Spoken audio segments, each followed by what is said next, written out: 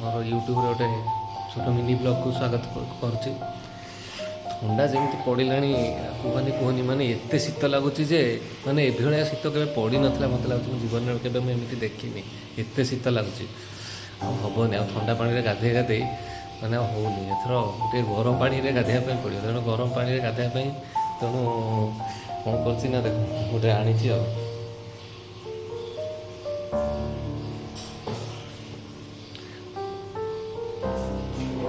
ଗରମ ପାଇଁ ଗୋଟେ ଆଣିଛି।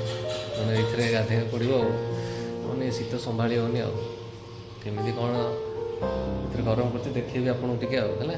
ଦେଖ ଜଡ଼ିତ ରୁହନ୍ତୁ ଆଉ ଭିଡ଼ିଓ ସହିତ ଦେଖନ୍ତୁ ଆଉ କେମିତି କ'ଣ ଦେଖନ୍ତୁ ଏଥିରେ କ'ଣ ଇଏ ଅଛି। ଦେଖନ୍ତୁ ଏଥିରେ ସବୁ ଅଛି, ଏଥିରେ ଲେବୁଲ୍ ଅଛି। ଏଥିରେ ସବୁ ଦେଖନ୍ତୁ ଏଥିରେ ମ୍ୟାକ୍ସିମମ୍ ମିନିମମ୍ ଅଛି ଏଇ ଲେବୁଲ୍ ଅନୁସାରେ।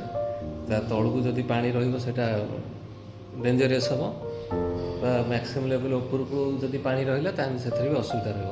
ତେଣୁ ଆମର ଯେଉଁ ଲେବୁଲ୍ ଦେଇଛି ଏଥିରେ ୱାଟରରେ ସେଇ ଭିତରେ ଲେବୁଲ୍ରେ ହିଁ ରହିବା ପାଇଁ ପଡ଼ିବ, ତା ଭିତରେ ହିଁ ରଖିବା ପାଇଁ ପଡ଼ିବ।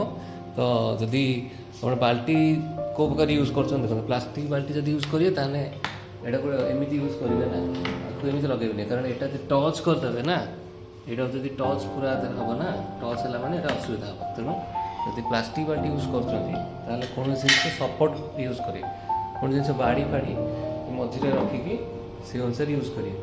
ଷ୍ଟିଲ୍ ବାଲ୍ଟି ବି ୟୁଜ୍ କରୁଛନ୍ତି, ଏଠି ଏଇଥିରେ ବି ଲଗାଇ ପାରିବେ, କିନ୍ତୁ ଏଇଟା ଯେମିତି ଟଚ୍ ନ କରିବେ। ଏଇ ଯେଉଁ ଜିନିଷଟା ଅଛି ଏଇଟା ଯେମିତି ଟଚ୍ ନ କରିବ, ଇଏ ରହିବ ଯେମିତି ଦେଖନ୍ତୁ ଏମିତି ହିଁ ରହିବ, ବୁଝିପାରୁଛନ୍ତି ତ ସେଇ ଅନୁସାରେ ଇଏ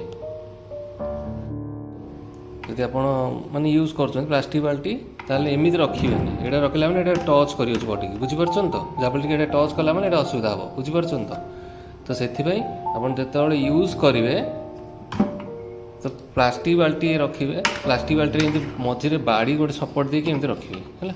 ବାଡ଼ି ସପୋର୍ଟ ଦେଇକି ରଖିଲେ ସେଇ ଅନୁସାରେ ଇଏ ଲାଗିବ ନାହିଁ ହେଲା। ଷ୍ଟିଲ୍ ବାଲ୍ଟି ଯଦି ବି ୟୁଜ୍ କରୁଛନ୍ତି ତ ଷ୍ଟିଲ୍ ବାଲ୍ଟିରେ ଯେମିତି ଏମିତି ଯଦି ରଖିବେ ଯେମିତି ଏଟା ନ ଲାଗିବ, ଯେମିତି ତା ସାଙ୍ଗେ ଟଚ୍ ନ କରିବ। ଆଉ ଦେଖନ୍ତୁ ଏଠି ସବୁ ଲେବୁଲ୍ ଲେଖା ହେଇଛି, ଏଠି ଦେଖନ୍ତୁ ମ୍ୟାକ୍ସିମମ୍ ଅଛି, ମିନିମମ୍ ଅଛି। ତ ପାଣି ଯେମିତି ଆଟଲିଷ୍ଟ ଆମର ଯେମିତି ରଖିବେ ତ ପାଣିଟା ଉପରେ ରହିବା ଦରକାର। ଆଉ ଉପରେ ଏଇ ଲେବୁଲ୍ ଯେଉଁ ଦେଇଛି ଏଇ ଲେବୁଲ୍ ଉପରେ ରହିବା ଦରକାର। ଆଉ ମ୍ୟାକ୍ସିମମ୍ ଦେଇଛି ଏଇ ପର୍ଯ୍ୟନ୍ତ ରହିବ ପାଣି, ଆକ୍ଚୁଆଲି ରହିବା ଦରକାର, ତା ଉପରେ ନାହିଁ।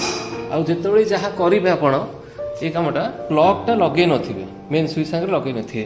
ପାଣି ହେଉ ଯାହା ବି ହେଉ ଆପଣ ବ୍ୟବହାର କରୁଛନ୍ତି, ଆପଣ ଆଗ ପାଣି ଲଗାଇବେ, ଇଏ କରି ସବୁ ଜିନିଷ ୟୁଜ୍ ଲଗାଇ ସାରିବେ, ଦେଇଦେବେ ପାଣି କେତେ ପର୍ଯ୍ୟନ୍ତ ରହିବ, ଲେବୁଲ୍ କେତେ ପର୍ଯ୍ୟନ୍ତ ରହିବ ସେଇ ଅନୁସାରେ ରଖିଦେବେ। ତାପରେ ହେଉଛି ଯାଇକି ମେନ୍ ସୁଇଚ୍ରେ ଆପଣ ଏଇଟା ଦେବେ, କାହିଁକିନା ଏଇଟା ପ୍ରୋବ୍ଲେମ୍ ହେବ। ଆଉ ଯେତେବେଳେ ଆପଣ ସବୁ ଦେଇସାରିବେ, ପାଣି ଇଏ କରିସାରିବେ, ସେତେବେଳେ ମେନ୍ ସୁଇଚ୍ ଅନ୍ କରିବେ। ମେନ୍ ସୁଇଚ୍ ଅନ୍ କଲା ପରେ 10-15 ମିନିଟ୍ ଭିତରେ ଦେଖିବେ ପାଣି ସେ ଅଟୋମେଟିକାଲି ଗରମ ହେଇକି ଇଏ ହେବ। ଆଉ ଭୁଲରେ ବି ପାଣିକି ଟଚ୍ କରିବେ ନାହିଁ, କାହିଁକିନା ସେଇଟା କରେଣ୍ଟ ମାରିବ, ସେଇଟା ଅସୁବିଧା ହେବ। ତ ସେଥିପାଇଁ କୌଣସି ଜିନିଷ ଇଏ କରିବେ ନାହିଁ ହେଲା। ଆପଣ ଦେଖେଇବି ଇଏ କରିକି ଲାଇଭ୍ କରିକି ଦେଖେଇବି, ପାଣି ଇଏ କରିକି ଦେଖେଇବି ଆପଣଙ୍କୁ।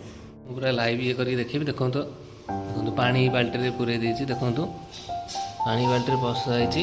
ଆଉ ଦେଖନ୍ତୁ ଲେବୁଲ୍ ଦେଖନ୍ତୁ କେଉଁଠି ଅଛି, ମିନିମମ୍ ଯେଉଁ ଲେବୁଲ୍ ତା ଉପରେ ହିଁ ରଖିବେ। ମ୍ୟାକ୍ସିମମ୍ ମିନିମମ୍ ଯେଉଁ ଅଛି ସେଇର ମଝିରେ ହିଁ ରଖିବେ ସବୁବେଳେ। ମ୍ୟାକ୍ସିମମ୍ ମିନିମମ୍ ଯେଉଁ ଲେଭେଲ୍ ଅଛି ତା ମଝିରେ ରଖିବେ। ଆଉ ଦେଖନ୍ତୁ ମୁଁ ଯେତେବେଳେ ମେନ୍ ସୁଇଚ୍ରେ ତାପରେ ଲଗେଇଛି କିନ୍ତୁ ଅନ୍ କରିନି, ତାପରେ ଏବେ ଅନ୍ କରିବି।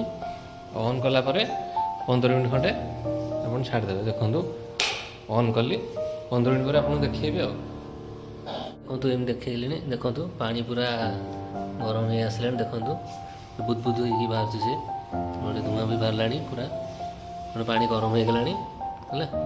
ଏବେ ଆମେ କ'ଣ କରିବା, ଏବେ ଆମେ ମେନ୍ ସୁଇଚ୍ ବନ୍ଦ କରିଦେବା। ଠିକ୍ ଅଛି, ମେନ୍ ସୁଇଚ୍ ବନ୍ଦ କରି ଚେକ୍ କରିବା। ହଉ ରହୁଛି ତାହେଲେ, ଠିକ୍ ଅଛି। ଲାଇକ୍ ଆଉ ସବସ୍କ୍ରାଇବ୍ ଟିକେ କମେଣ୍ଟ ଟିକେ କରିଦେବେ, ଠିକ୍ ଅଛି। ରହୁଛି ଆଜ୍ଞା, ନମସ୍କାର, ଜୟ ଜଗନ୍ନାଥ, ବାଏ।